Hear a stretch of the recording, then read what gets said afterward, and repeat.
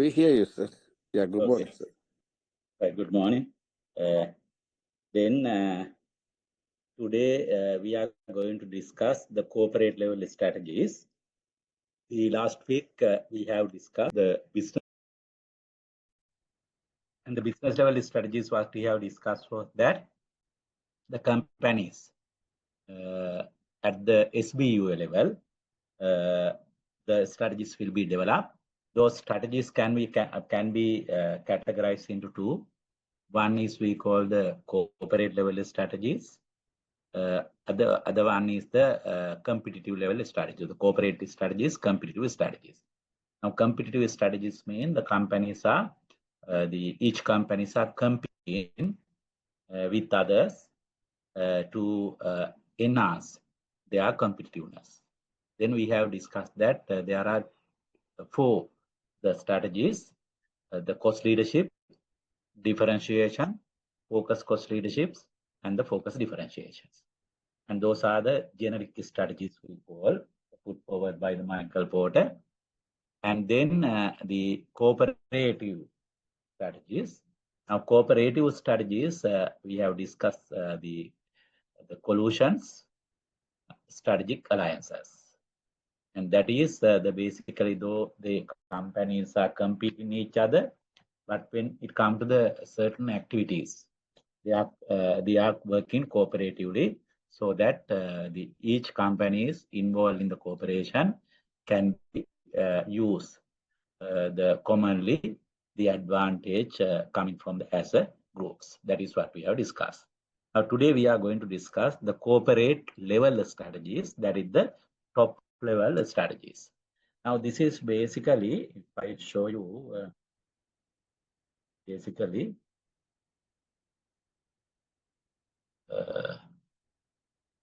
now if you get the companies, now this is the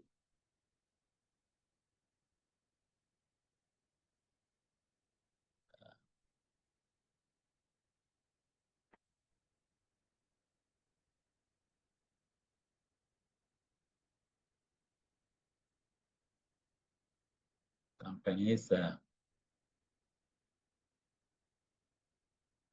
Now say then we can see the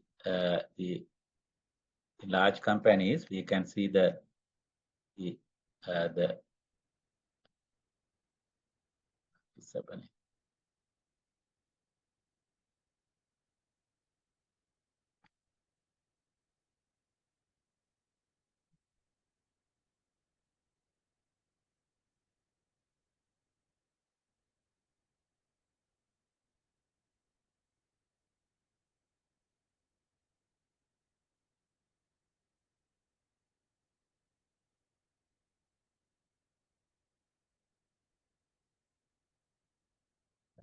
This is the say corporate office. Then under that we can have the SBUs. This is the SBUs.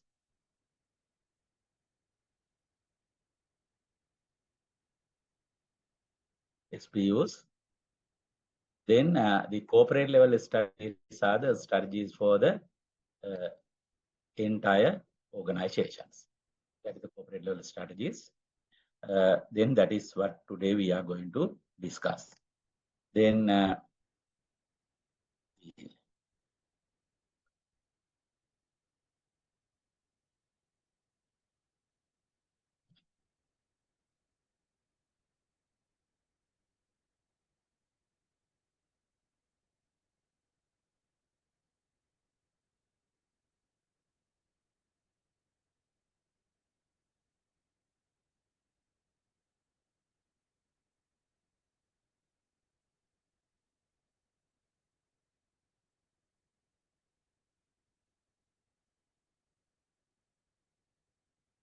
corporate level strategies basically describe the overall directions of the companies in terms of general attitude towards growth and the management.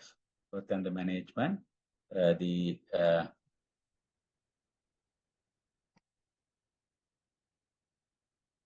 growth and the management, and of its various business and products.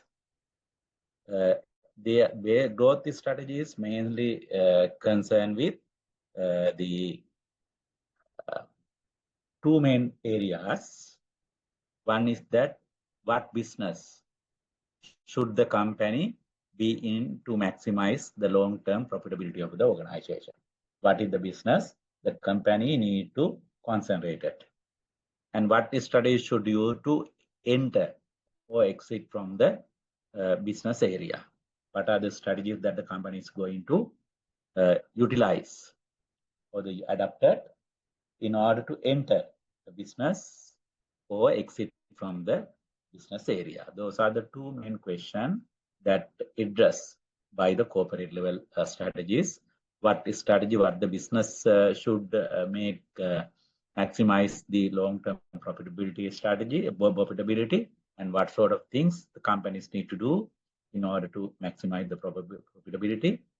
And then what strategies the companies use to enter into the business and exit from the business.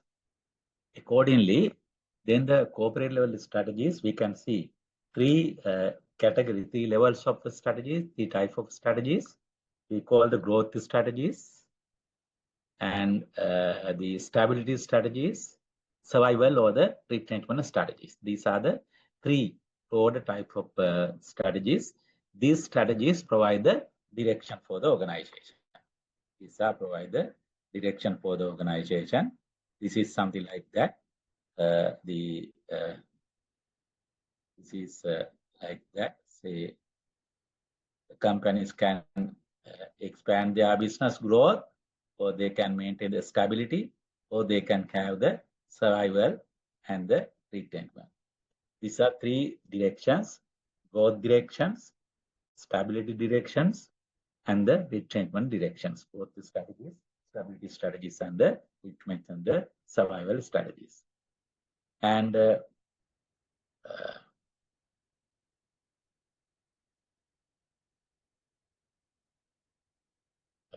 now, when you see the growth strategies, different growth level strategies companies can adopt it. Growth strategies mean the companies here. Companies can expand, grow internally, expand internally by expanding operation both globally and domestically, or it can grow externally. Companies can expand, grow internally by expanding its operation globally or locally, or grow internally. Now, when you see the two here, location and the firms.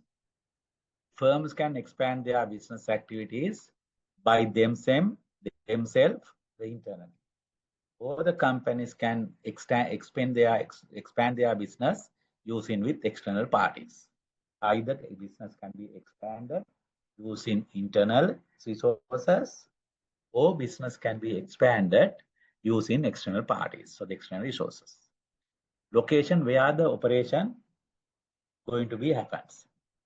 Operation going to be happen, or we can expand, in other words, that in the domestic market or international markets. Now, for example, say if the companies are expanding their business in the local market or the domestic market using their own resources. This is or using their own resources. This is called the internal development. We expand our business domestically using our own resources. We call the internal development strategy. Now, if the companies are using their internal resources and expanding to international markets, then they can expand that using exports, or you can using the establishing the overseas office and multinational operations, doing multinational operation, then using their own resources and their business. Maybe some organization, they can expand their business with the help of external, using the external parties. then they can expand their businesses. Then expand their businesses. And say companies are merging, or companies are utilizing or associating with the external parties and expanding the business domestically. That is called, they can use the mergers. Using the mergers approach, they can expand their businesses, or they can, using the external parties, they can acquire the resources, the acquisitions, or they can go for the joint ventures, or they can go for the franchises. The mergers, acquisition, joint ventures, and the franchises can be done here.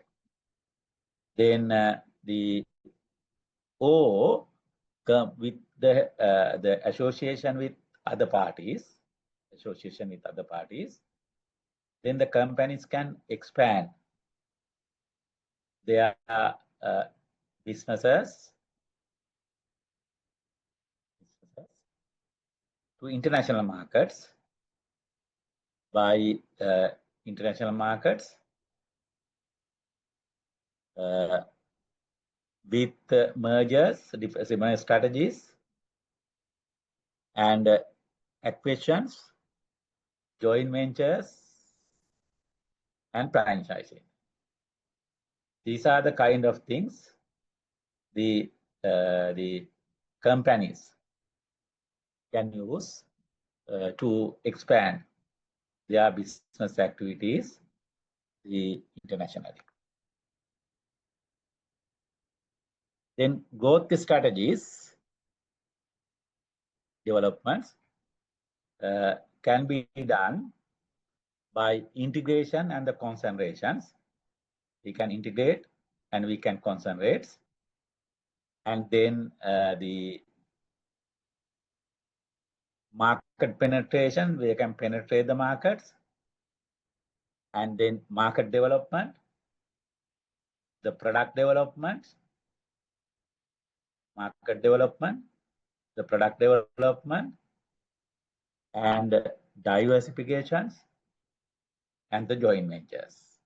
These are some of the strategies companies can use to expand their businesses. Now, when you see the integrations or the concentrations, now they are integrating their businesses with other competing organizations. Integrating with others. Then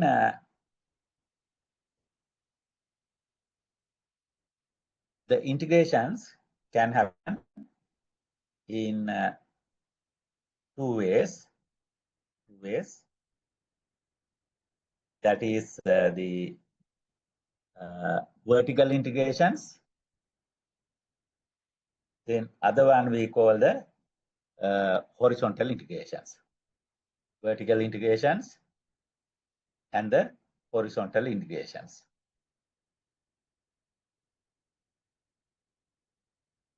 Vertical integration. Now this is the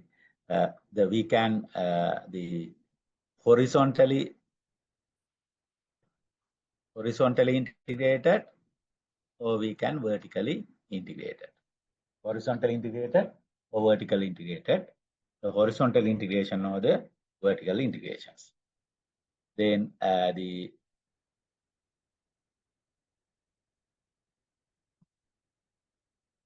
horizontally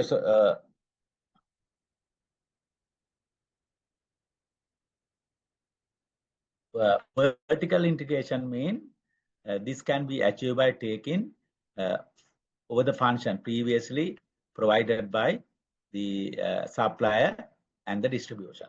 With the vertically, now we assume that this is our company. This is our company.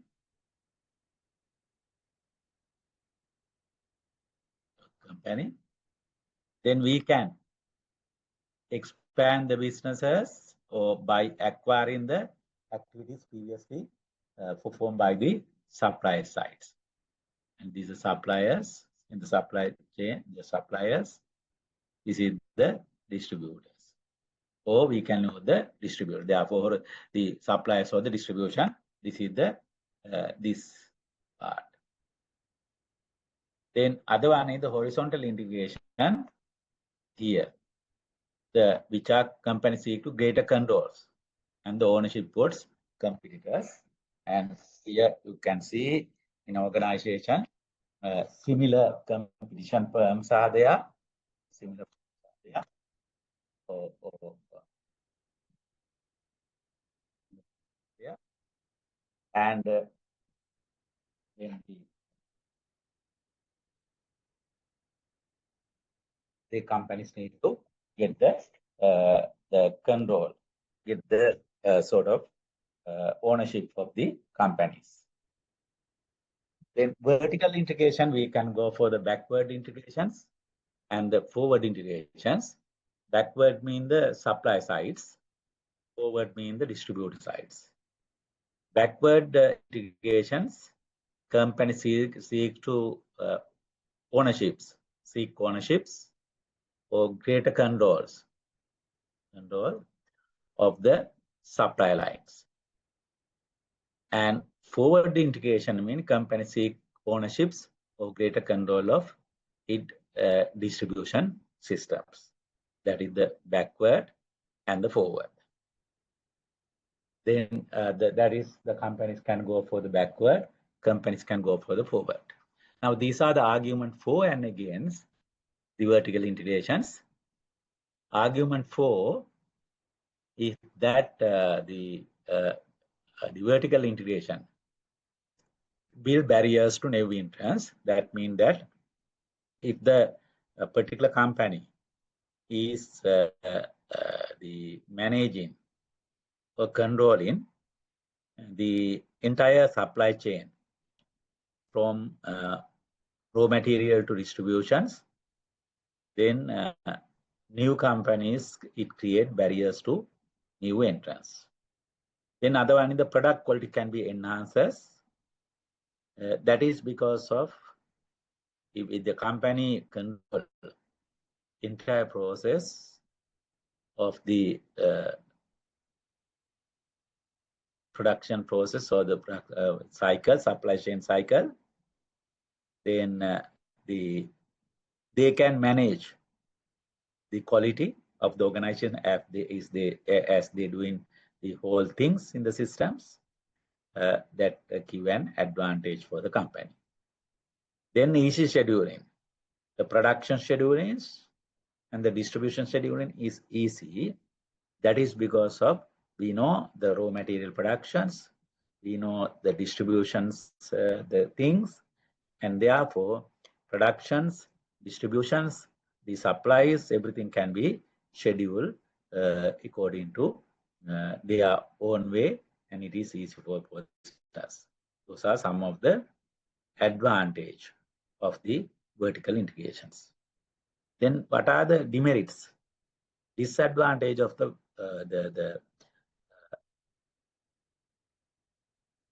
vertical integrations? Or what are the reasons, the factors against vertical integrations? One is the costly disadvantage. Now this means that if one company going to do entire things of the supply chain activities from raw material to distributions, cost will be enhanced. That is because of sometimes the particular company has no expertise to manage the entire things. What happens if the different activities are conducted, performed by the different companies in the supply chain, then they are specialization, they can develop their expertise so that cost can be reduced. They can have the expertise so that cost will be reduced. But if one company is going to do entire things, because lack of expertise or lack of the other capabilities, the cost is maybe sometime increase. And then second, the argument against technology change. If the technology change, because the company is handling entire the supply chain process, if technology change in some point of the place, the company has to incur the cost, and it is a expense for the organizations. Now assume that we do only productions and the material processing will be done by someone else.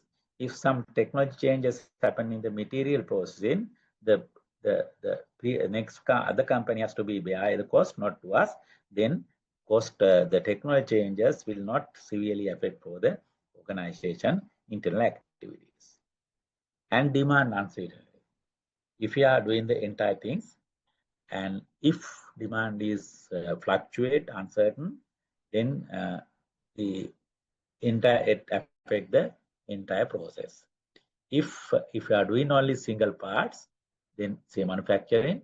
If the demand uncertain, we can adjust to the uncertainty easily, and that is some negative effects of the vertical integrations if one company is doing entire thing together.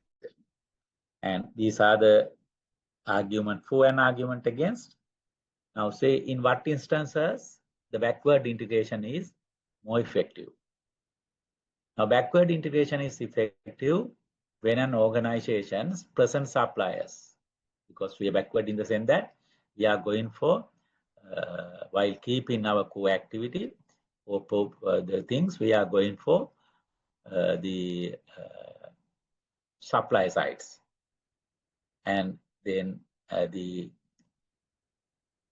this is more effective, this one, when an organization suppliers very expensive, unreliable, and incapable. In such instances, going for the backward integration is something better for the organizations. And second instance, with regard to the supply chains or with regard to the backward integrations, is when a number of suppliers are few and number of competitors are many. Say there are few suppliers and many competitors, because if the suppliers are few, the companies, the competitors, they have to buy from the respective supplier. Because of that, supply can dominate, and in terms of quality, in terms of prices, and in terms of delivery schedules, the supply can dominate. Therefore, that is a disadvantage. It is in that instance, having our own supply is more effective than buying from outsides. When an organization has both the capital and human resources needed to manage new business of supply chain, its own raw materials. And if the company has, say, capital and human resources, in order to do this one, then that is an sort of the advantage for the organization. In that context, this is effective. When the advantage of stable price is important, if the companies need to maintain the stable price. Now, if you are buying raw materials, if you are doing the sort of the distribution by someone else, then the price cannot be maintained, particularly the backward, because we buy the raw material from outsiders. If the raw material prices has been changed, then our production cost will be changed. But if we are managing ourselves, then we can manage the raw material prices so that stable prices can be maintained. And then when the present supplier has high profit margin, then if you are going for our sort of own suppliers, that profits will be for our company, and also some the margin can be reduced so that the product price can be reduced and they can maintain the competitiveness. And when the organization need to acquire needed resources quickly, and the organization need to acquire the suppliers, this one effective. These are the instances where the backward integration is effective for the organizations. Then other one is the forward integrations. Forward integration is the distributed sites. Forward integration is distributed sites. Now distributed sites, when an organization present distributors are expensive, unreliable, and incapable. If they are the expensive, these people are expensive, they are unreliable, and these are incapable. In that instances, then we can have our own so that it is better for the organizations. And because they are expensive, they are unreliable, they are capable, we cannot maybe deliver the product customers to on time. As a result of that, it negatively affects for the business of the company. Then if the company is doing our own distributions, it is easy for us to do the business activities. And the next one is when the availability of quality distributors are so limited. Distributors are so limited. Then if distributors are so limited, then it disrupts our distribution network. And therefore, the establishing the company own distribution is more worthwhile to uninterrupted maintain the uninterrupted distributions. And when an organization has both capital and human resources needed to manage new business of distributing its own products, the company has the capital and human resources, they can do their own.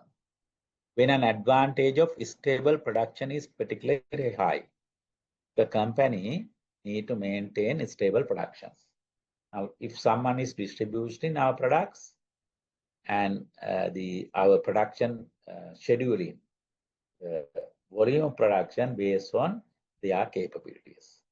If we are doing our own, then we can have a effective distribution so that we can do the productions stable. And when the present distributors or retailers have high profit margin, they have the high profit margin. Because of that high profits, the final cost to the customers will be higher. As a result of that, there are some the low demands or the less demands.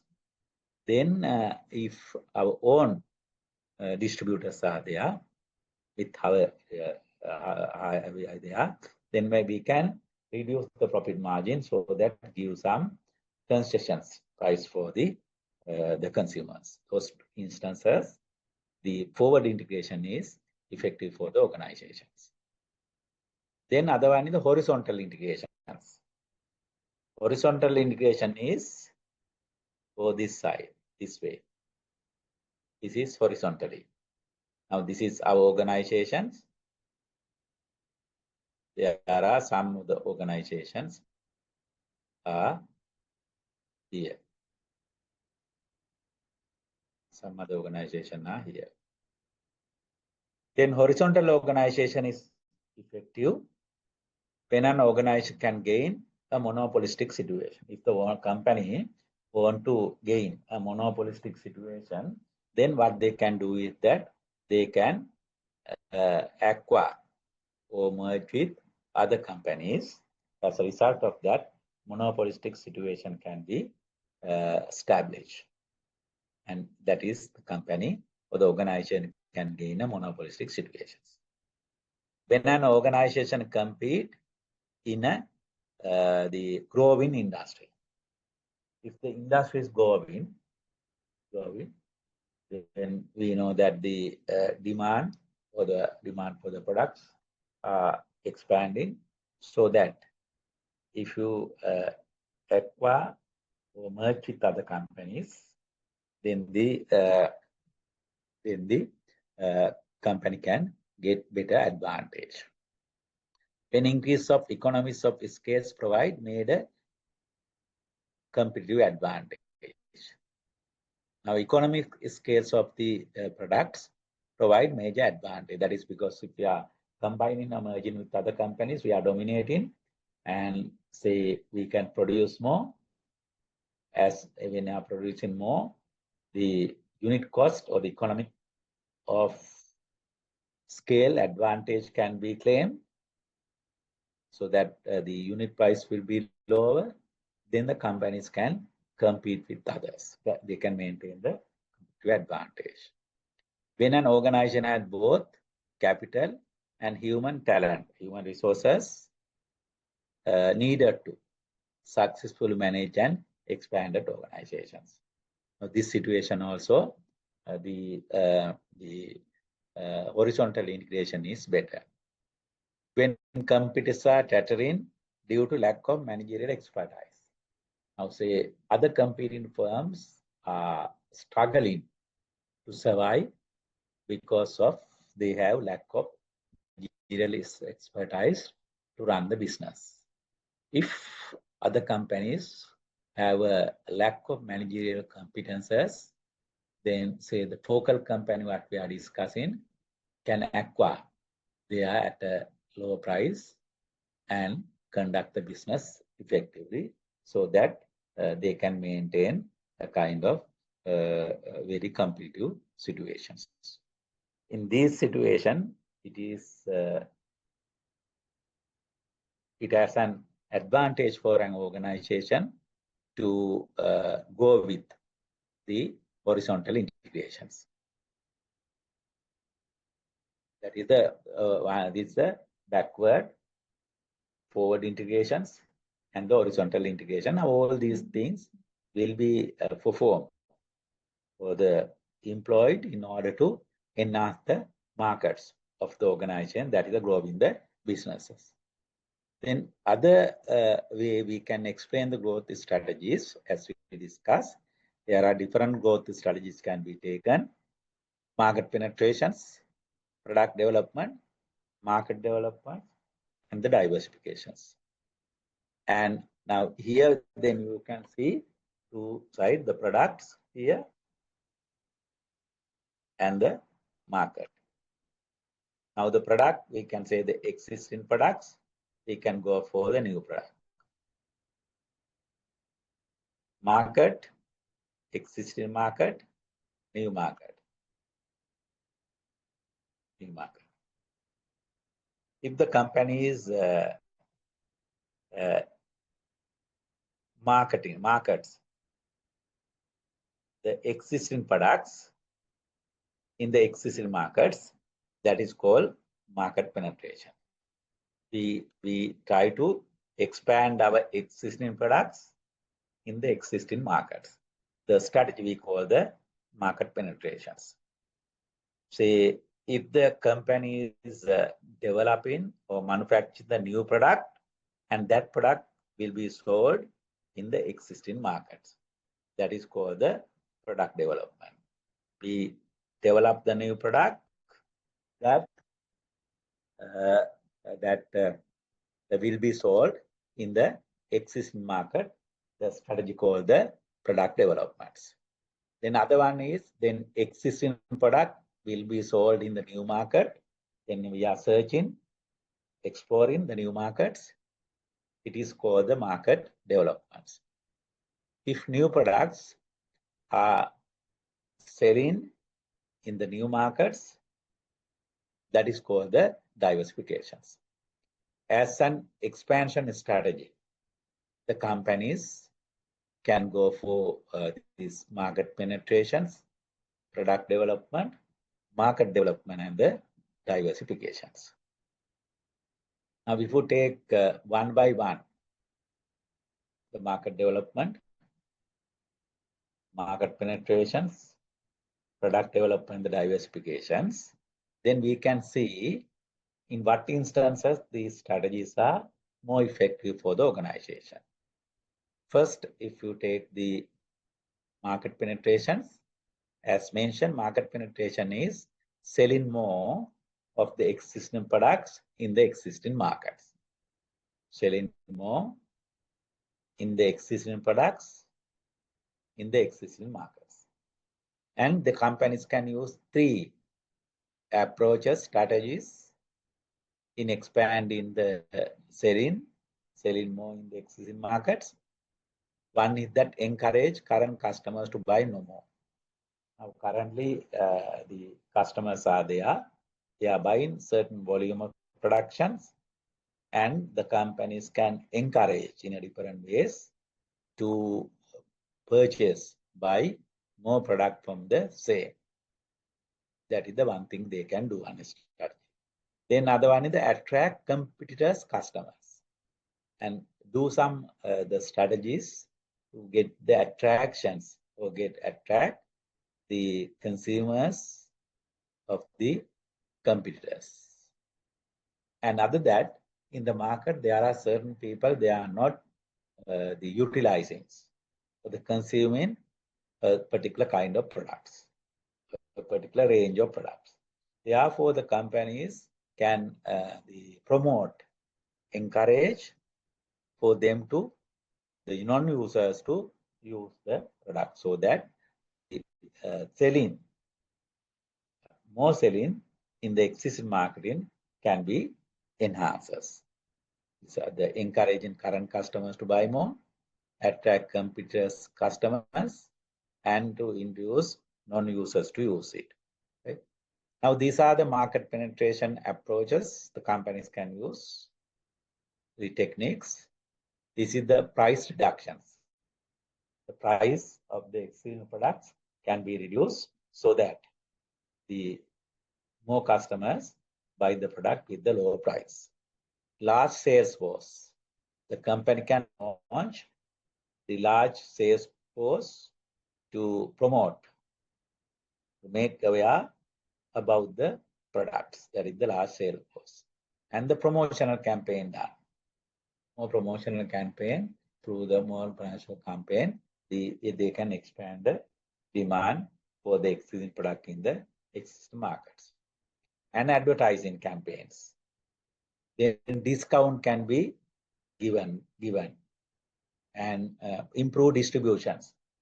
The distribution network can be improved in the existing market to purchase the product from any place in the improvement and new release.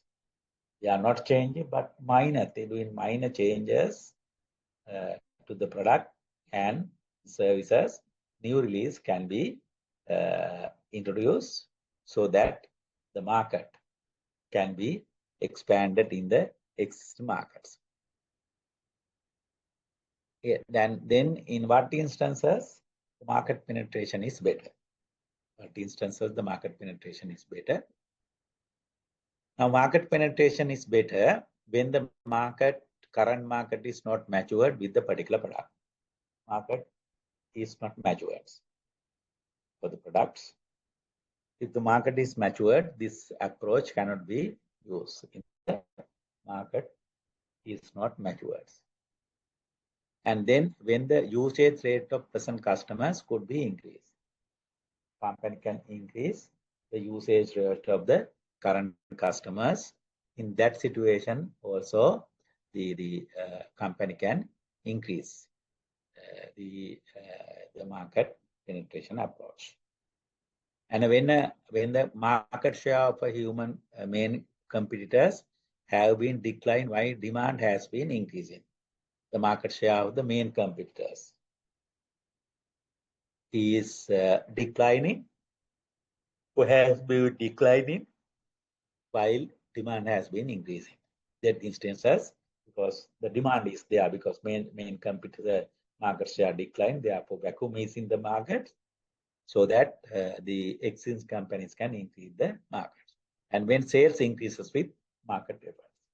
If you are doing, say, promotional advertising kind of things, then sales increase with that in proportion to the effort we made. In the market penetration is better. Then other one is the product development strategy. Product development means new product to the existing markets. New product, the existing market. This one will extending the range of available, the product range of available to the existing market. The existing market, we are providing the related products so that the range of the product will be enhanced and expecting the higher growth in the existing markets. These may be obtained by investing R&D for additional products. R&D activities can be done for the additional products. And developing product features. New features of the existing products will be introduced through which the product can be developed. And developing quality variations. And for the different markets, different income groups, the quality of the product can be changed for varied level of quality. Those who needs product for some lower price, we don't need to maintain the quality of the product as the high cost quality. And the quality variations, developing additional model and sizes, and different the categories of product can be developed in terms of sizes. You can see in practically the companies when they are producing different sizes are there. Now get the milk powder packets, then you can see the varieties in the sense that different sizes of the pack. The content in the packs is different. Say 2 kilos, 1 kilos, and 500 grams, 200 grams, 100 grams, like that. Then we can additional models and the sizes. Likewise, if you get the computer, laptop, same company, there are different models. And that the product development. Then if you get the air conditioners and the same the brand, and then there are different models. And within the model also, you can see different sizes. And also if you get the televisions, you can see different sizes, different model, so that product can be developed, and then the companies can expand the sales in the existing market, targeting the different income groups and the different preferences of the customers.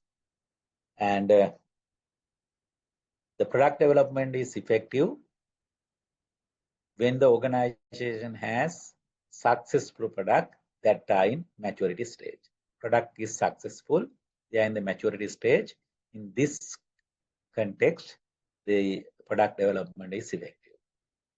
Then when an organization compete in an industry that is characterized by rapid technology development. Now get the mobile phone industry, you can see that technology is developing, then different model, different sizes are there. When a major competitor offers better quality product at reasonable price, then we also has to do some changes to compete with that companies. When an organization has both R&D activities, research and development activities are there for both companies. These are then other one is the diversification. We can diversify. Now diversification becoming involved in an entirely new industry and different the stages of present industry. Diversification, there are three diversification mainly two diversification, and we can see three as well. Concentrate diversifications, it is called related diversification. Conglomerate diversification, that is called the unrelated diversification and the horizontal diversification. Concentric diversification, conglomerate diversifications, and the horizontal diversifications. Then you see the concentric diversification, that is the related. We are diversifying our businesses within the existing line. We are diversifying to the our business within the existing industry. Diversification to new business entity linked to companies' existing business environment. Now, for example, say if you are in a electronic industry, we produce, currently we are producing only TVs, then we go for the computers, we go for the sound setups, and within the same industry. For example, say if you are in the entertainment industry, currently we are having the broadcasting, then we are going for the televisions, we are going for the satellites, we are going for some other, the music, that is the same industry, which is called the concentric diversifications. And other one we call the conglomerate diversification. Now, conglomerate diversification is diversified into the different industries. Say we are in education, we are in hotel industry, we are in traveling industry, we are in manufacturing industry. Likewise, then you can see the large companies like in Sri Lanka, John Case and Softlogics and say Arpico and Chuanki and the Cargill, like the companies, they are in multiple businesses. They are in multiple businesses. And conglomerate diversification means that the company are diversifying their businesses to many unrelated areas, diversifying into industry unrelated to its current activities. Then the that is the conglomerates and the horizontal diversification. Then horizontal diversification means new products to the current customers. We are selling new product in the current market, current customers. Those are we call the horizontal diversification. In what instances the concentric diversification is more effective? Concentric means then we are concentrated to a particular industry and the expansion within the industry.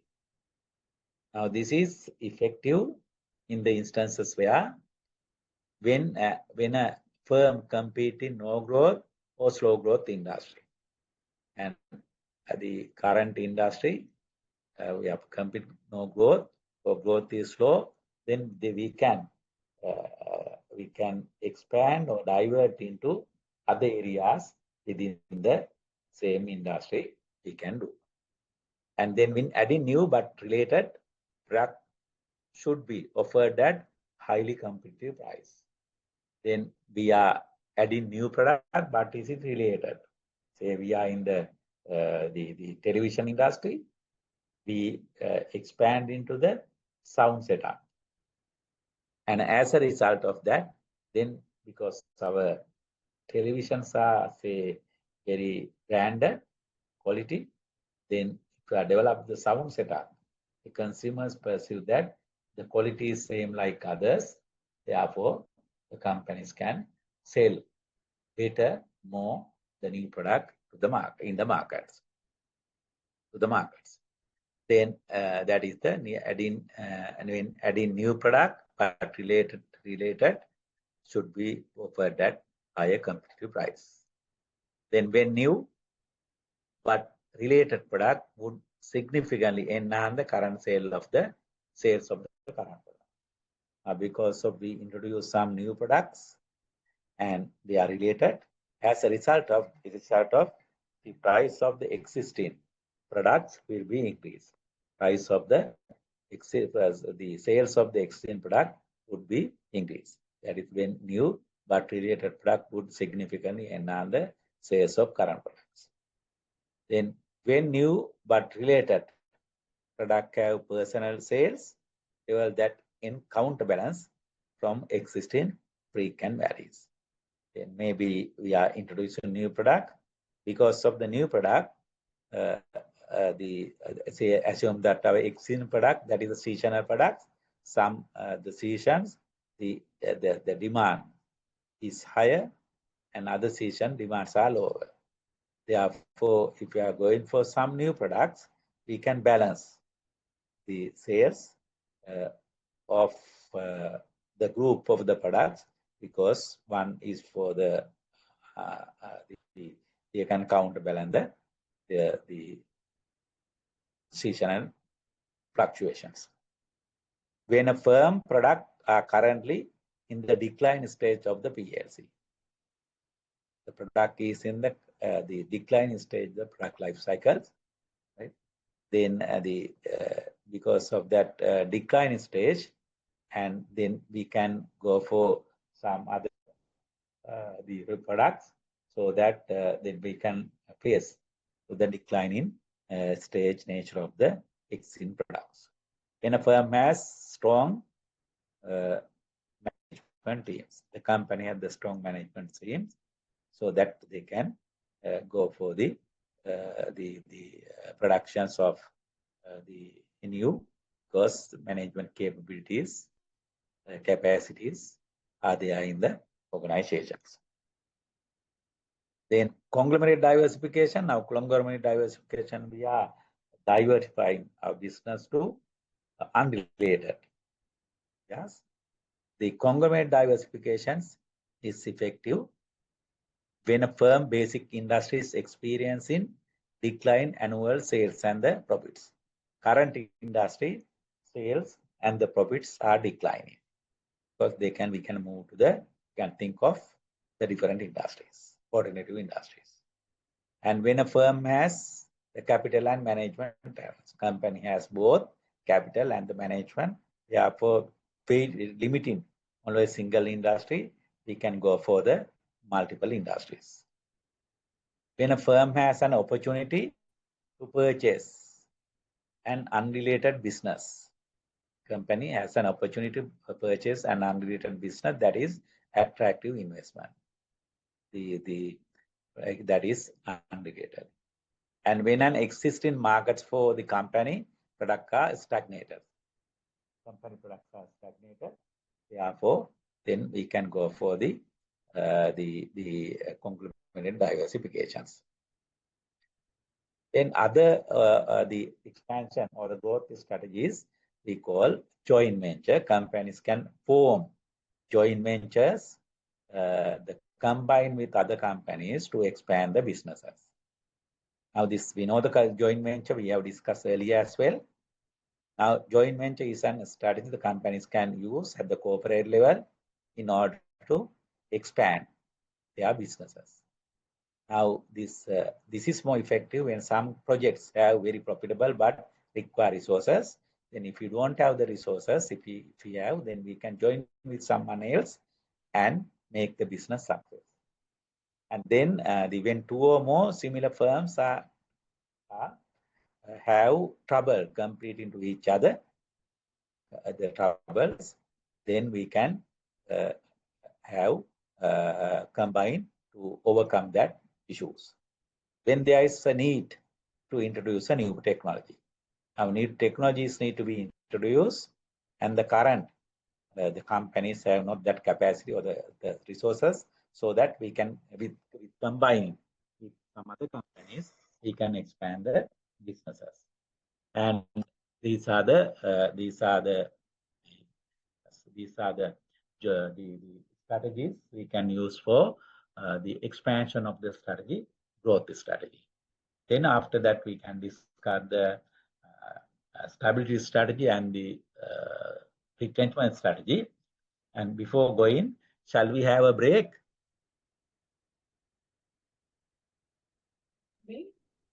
Okay, sir. Okay, sir. Then now 9:55, we will start at the 10:15. Okay, sir. Thank you. Yes, yes.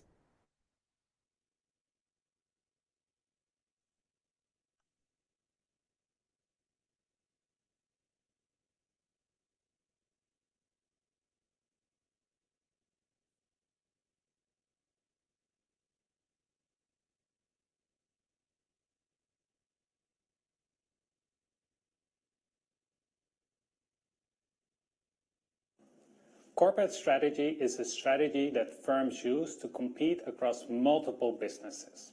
It's relevant for two groups of firms. First, for multi-business firms, but also for single business firms that are thinking of expanding into a new business, after which they would become a multi-business firm.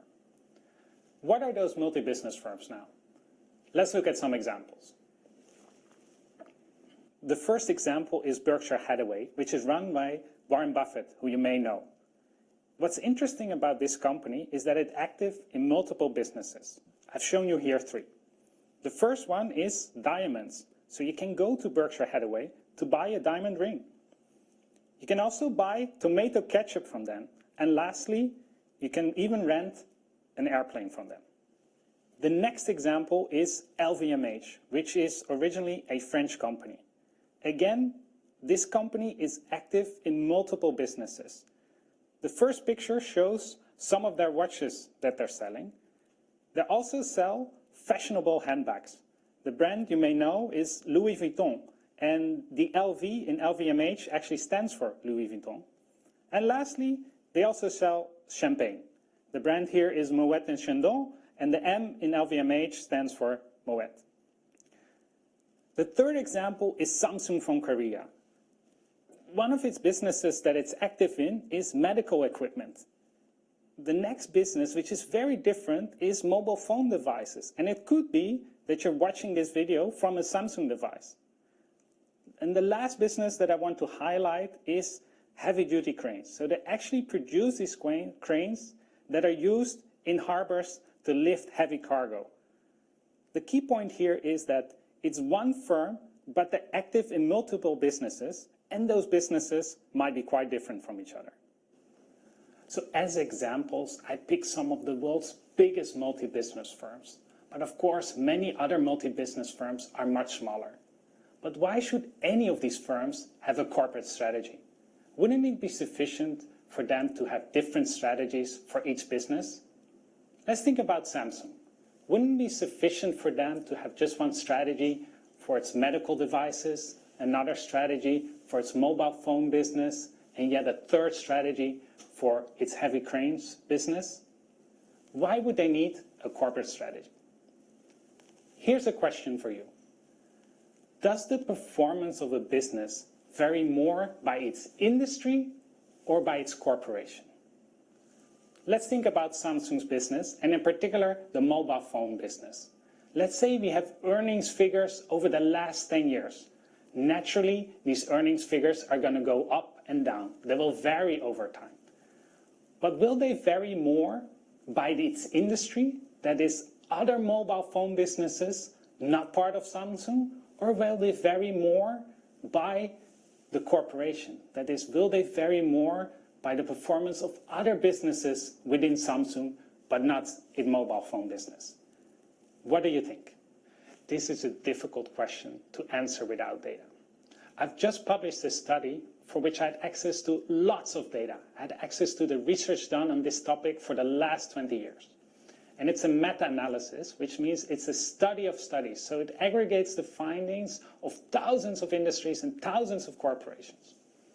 And the results are clear. Industry and corporation both matter, but corporation matters even more. Let's look at the results. Here are the results. What you see on the vertical axis is the explained variance in performance of a business. And then what is shown, how much each of these factors accounts for that variance. So what you can see is that industry in total accounts for 8% of that variance, whereas corporation does so even more, 14% in total. What does it mean for us? Well, if we want our businesses to do well, it means that we should consider the corporation's perspective, and in particular, its corporate strategy. Let's look a bit in more detail what corporate strategy is.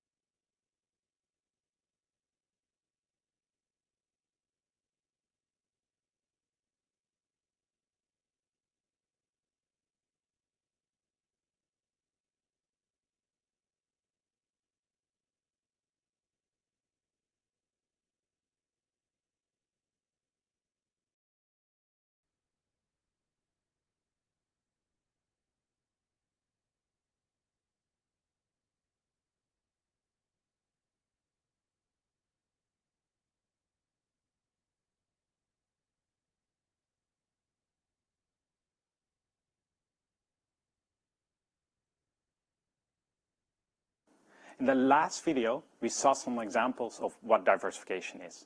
But how can firms diversify? What options do you have available if you want to diversify? The firms in our previous examples go about diversification quite differently. If you think back to our example of the Finnish Post, they entered the lawn mowing business on their own. They did that without the help of anyone else. We call that organic growth.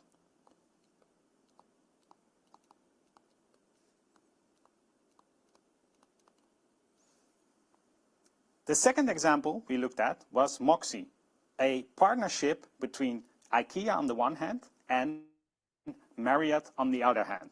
That partnership we call an alliance.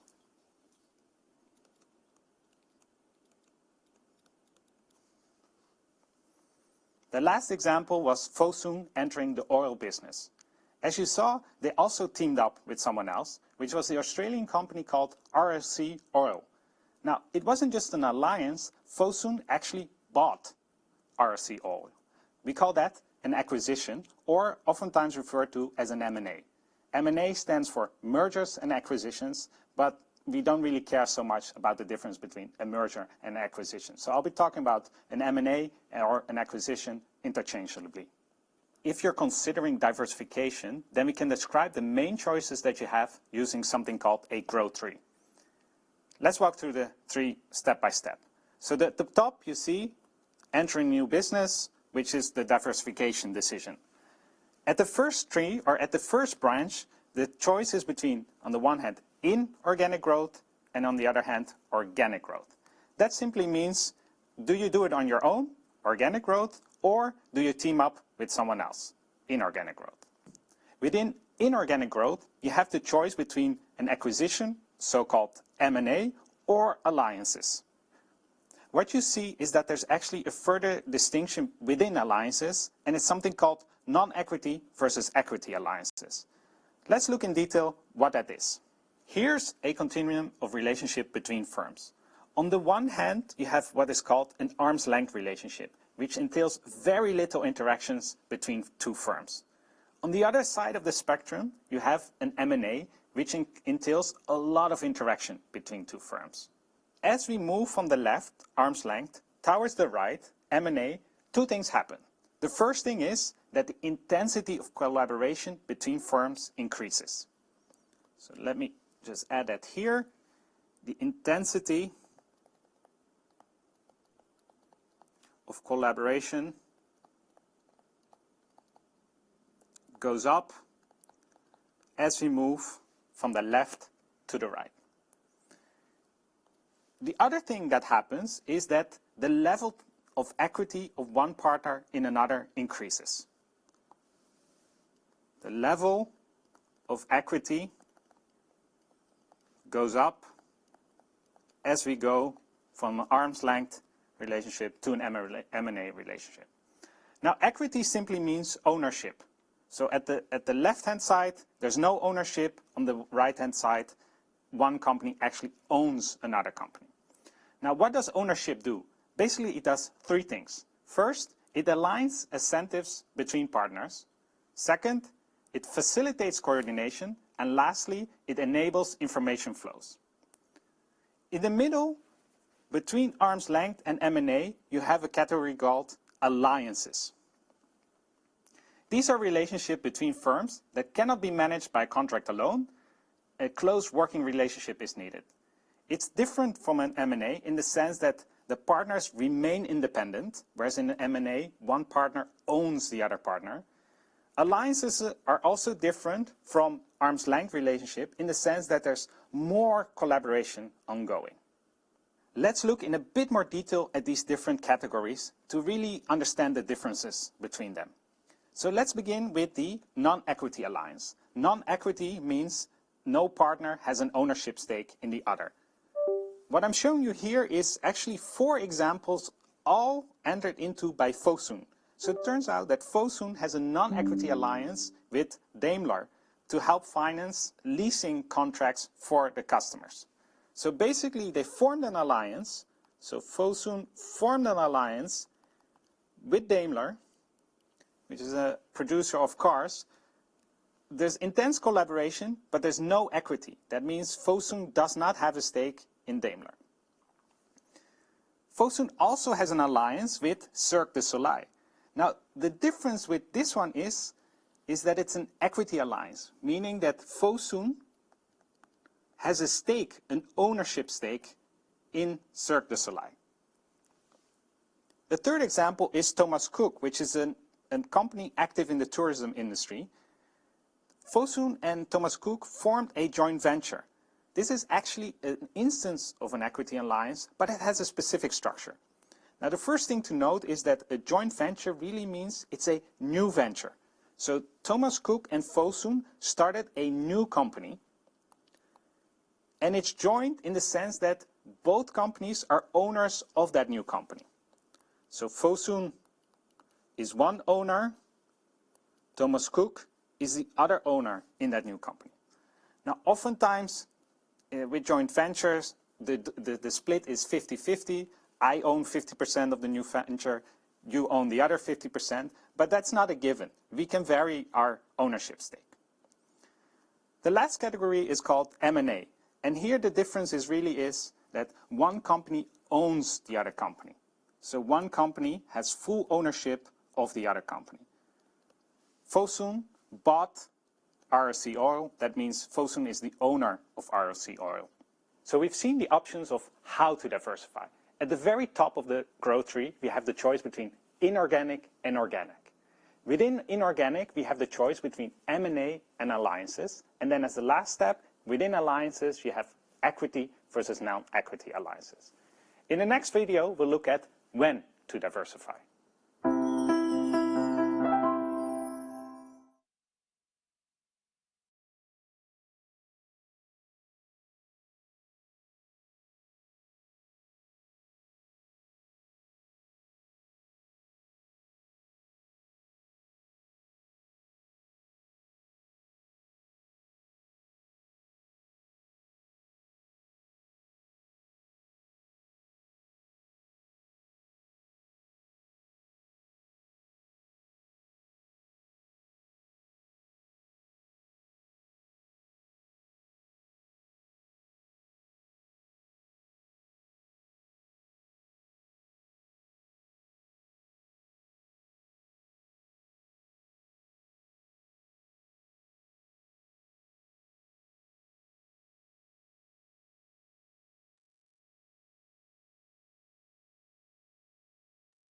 Right, okay. Then we have discussed the growth level strategies. Then as we discussed at the corporate level, there are three main types of strategies: growth strategies, the stability strategies, and the retention strategies. In the growth strategies, we have discussed that the company can expand the businesses in the local market or international markets. That is, we discussed that internal developments, the joint ventures, and sort of local exports, imports, those things can be done. Then again, we have discussed that the integration strategies, the backward integrations, forward integration, and the horizontal integrations.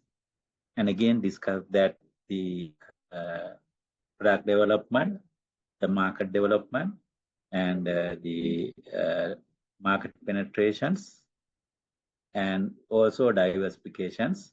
The two types of diversification, mainly the concentrated diversification and the conglomerate diversifications. Also, we discuss the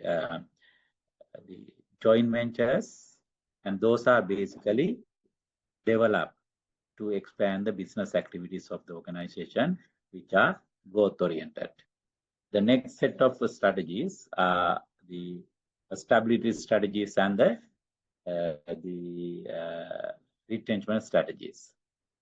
Then when it comes to the stabilities, these are the stability strategies. Now, stability strategies are basically, can you hear me? Yes, sir. below. Yes. The stability strategies mean that now one is that we want to the organizations want to say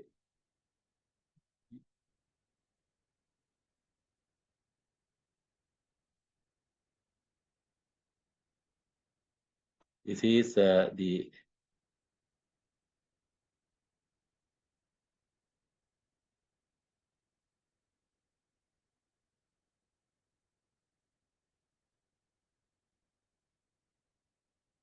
this is the growth strategies, and this is the stability that we want to maintain as it is with the retrenchment strategies. Now, stability strategies, the companies are doing sort of activities as it is without going expansion or without going for the terminations or the withdrawal of the strategies, and they maintain as it is. The stability strategy is the continuing activity without any significant changes in directions. They are not going for the, as mentioned, the growth level, growth orientations, or the retrenchment orientation, the revival orientations, and they do the business as it is. That is we call the stability strategies. Then there are few stability strategies. There are two. One is the force strategies. Force, so proceed with cautions. Now also proceed with caution in the sense that an opportunity to rest before continuing growth or the retrenchment strategy. Then we do a kind of a short break, or the rest to within that the retrenchment and the without going, in other words, without going retrenchment and the growth, the strategies will be conducted in a same way. That is called the proceed with caution. Another one is no change in the industry, continue of the current operation and policies as it is. Now this strategy is basically the short-term strategy. Now this is happening because the companies are conducting or operating these kind of strategies. Maybe sometimes the environment is very uncertain. We don't know what is going to be happen in the environment, say the next month, or sorry, the next year. Or therefore, we don't know. Therefore, the companies going without the different type of strategies, they do the same thing for that short period type until the economy is recovery or the economy is reach into the stability, the stable situations. That is we call the stability strategy. This is a short-term strategy. Companies should not follow these are in a continuous basis, and if companies are doing this is a continuous basis, then it is difficult for them to survive, or if they want to enhance their operational activities if there is a complaint coming from the environment. Right? This is a short-term stability strategy. The next one is the retrenchment strategy. So we call the termination or the survival strategies. Now this is the retrenchment, the survival strategies is basically, now say the companies when we are running, some of the companies making losses. Some of the companies due to certain other conditions, business cannot be continued. Therefore, the organizations management need to consider that what are the strategies that they are going to adopt if the company is if the company is unable to continue. Maybe the continuation is unable due to making losses, incurring losses, or maybe some the regulations, or maybe some government regulations with regard to the businesses, and the business is very unattractive. The product has been reached to the declining stage, unattractive. Then what sort of strategies the companies can do? Those are we call the, then in those situations, we have to think whether we are continue the business or whether we are keeping certain period stable or whether we are going to stop the business. So do some kind of modifications or the kind of adjustment to the existing business, right? Now this is we call the retrenchment strategies. Now, retrenchment strategy is used when the firm has weak competitive positions. The competitive position is weak in some or all of its product line from firm performance. Used when the firm has weak competitive positions in some of all product line from peer performance. That is the weak positions. Now, these are the different kind of retrenchment strategies companies can adapt it. One is we call the turnaround strategy. Now, turnaround strategy in the sense that now company see that whether now, for example, say company performance is decline, then company has to see that whether we can make this company again into normal conditions or to reach the profits of the organizations, right? So profits, then the profits, and give me a minute.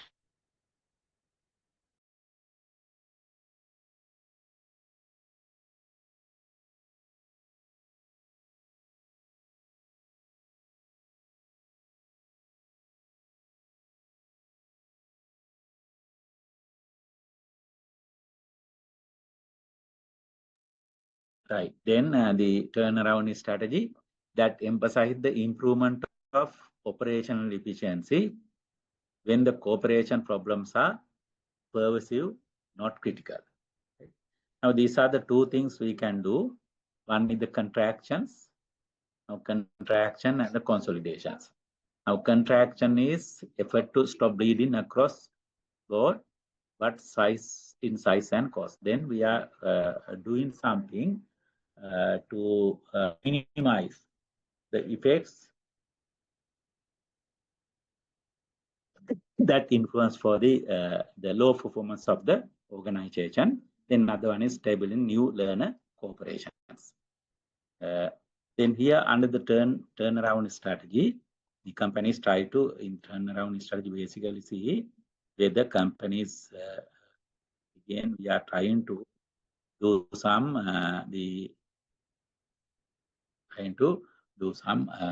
sort of new ways to the business. In a turnaround strategy, that is the first step. Other closing down the business or stopping the business activities, we can do many things. Whether company performance can be again improved. Here we can use one is that under the contraction of the turnaround strategy, one thing we can do is that like the cost controls. The company can, if overhead control and the tight cost controls, the company can see because we have less performance, that is because of the unnecessary cost in the organization. Then the company initially rather going for drastic turnaround strategies, one thing they can see is that then they can introduce tight cost control methods. By using this tight cost control method, the company can see that whether this approach enhances the profits of the organization by reducing costs. That is the cost control approach, overhead control approach can be used, and through which they try to enhance the profit of the organization. Now, assume that company has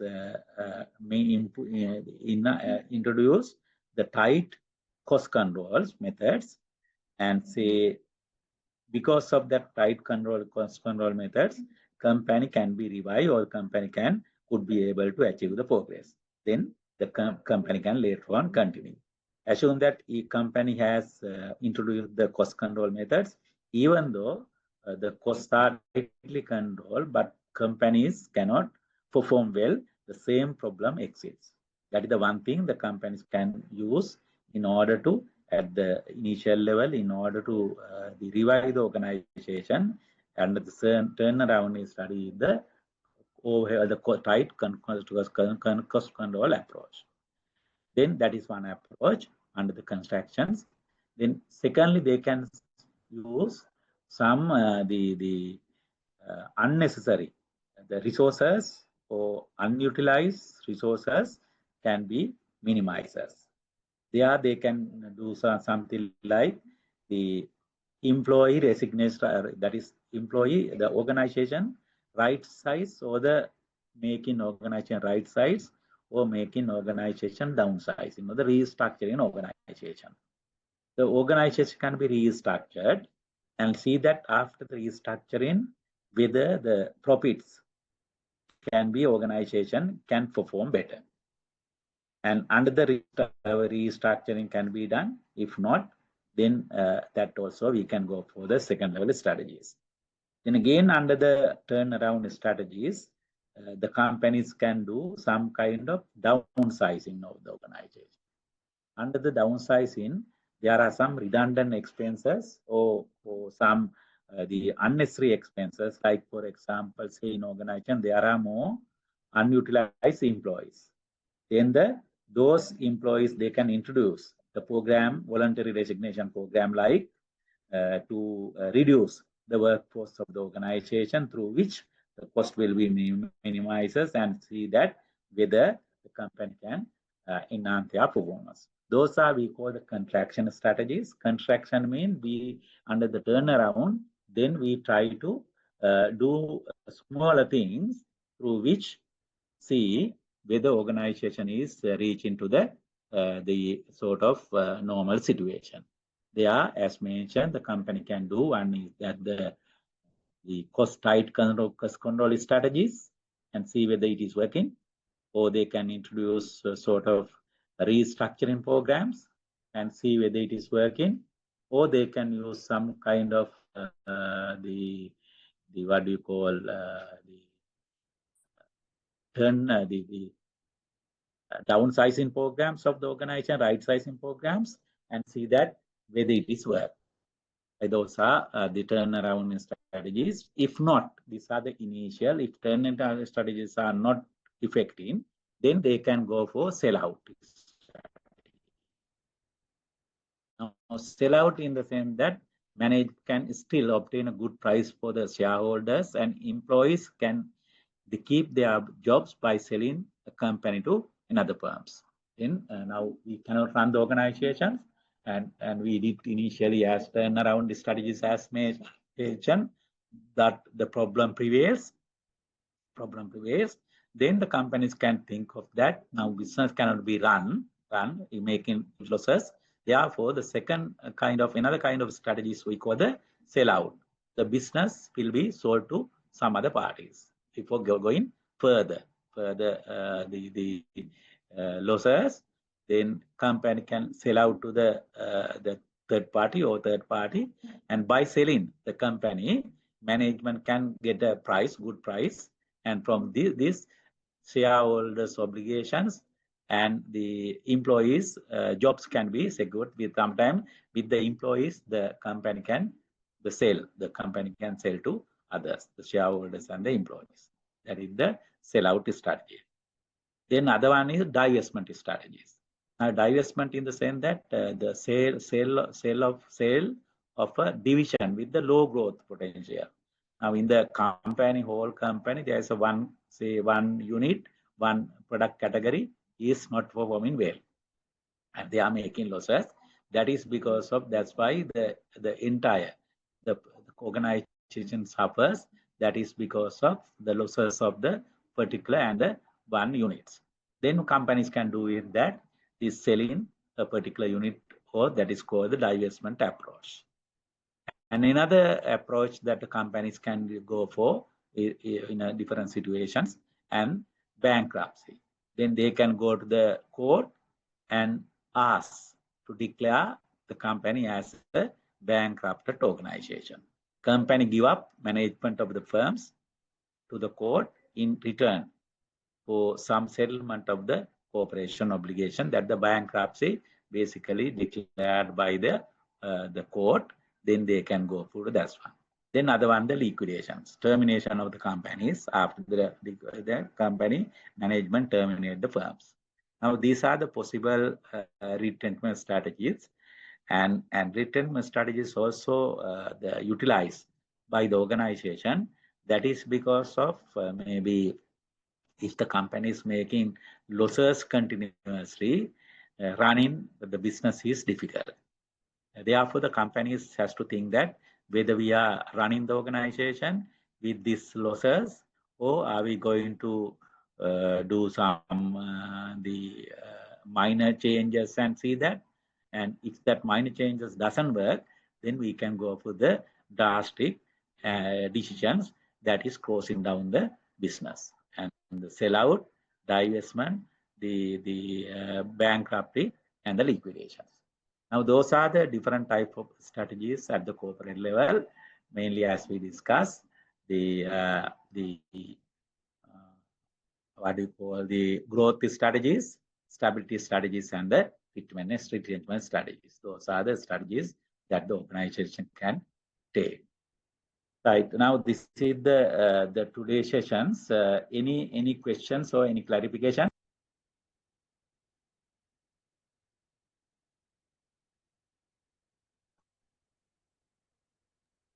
Excuse me, sir. Yes. The fourth thing about the growth strategies. Would you mind explaining again about this external domestic and external international, the difference between those two? Repeat. So this is about the fourth slide, growth strategies. Yes. So in that, would you please explain the difference between the external domestic one and external international, because the two squares mention the same thing. Right now, this is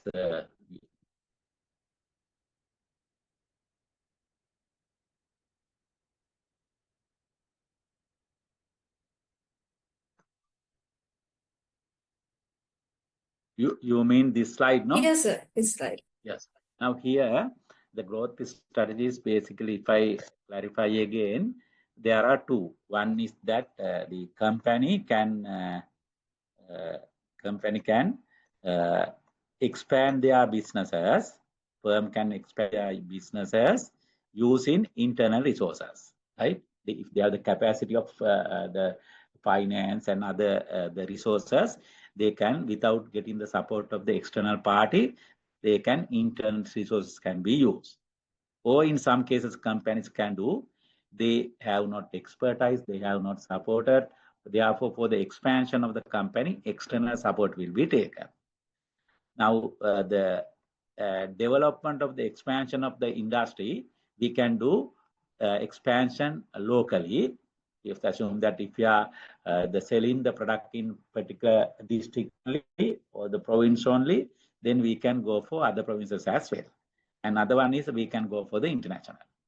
Now, this internal development strategy means assume that we have adequate resources. We are not depending on anyone else. Our resources are there, our capabilities are there internally.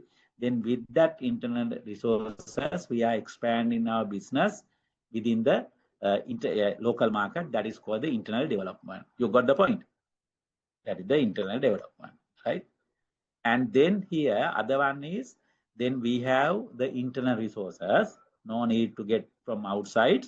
Then internal, we are with that, we are going to international market through exports.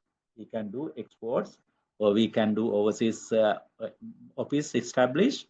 We can do the multinational operation without getting resources from others, using our internal capabilities and the internal resources ourselves. With ourselves, we go for the international markets. This is the strategies.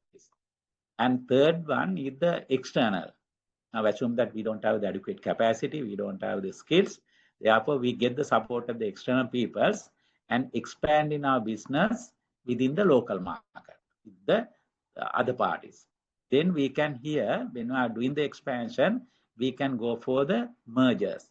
We can merge with other companies. For example, say one local company is there, our company is there, then we can merge with the local company. Local, we are not going to the low. Then other one is we can have the acquisitions. Then with the support of the external party, then we can acquire other companies and expand the business. Or with the support of the external party, then we can form the joint venture in order to expand the business within the local market. Or we can have franchises, our internal markets, and we are not going to go abroad. with someone else, or we give franchiseship by us to others companies to do it. There are some other, you can see some of the companies in Sri Lanka also, they are expanding their businesses by giving someone to doing their activities, business, the operation is someone else. One example is that if we're the bakery product, the Rimaco, then they are giving their product, the kind of franchise chips agency will be, they will sell, and other kind of, I guess in the Cargills also they do have, they are giving to someone, and that is a chain, and the activities are done by the different companies and expansion within the local only. Then other one is that with the support, with the collaboration with the external parties, then they can go for the international market. International mergers can be done, international acquisition can be done, internationally joint ventures can be performed, internationally franchise can be done. Now this is get the KFC, and they combine with the Sri Lankan company and expand into the international markets, right? They get the other part due to different reasons. The strategies are here almost same, but the market is, one is expanding locally, the other one is expanding internationally. Right, you got the point? Yes, sir. Thank you, sir. Okay. Anything? Right.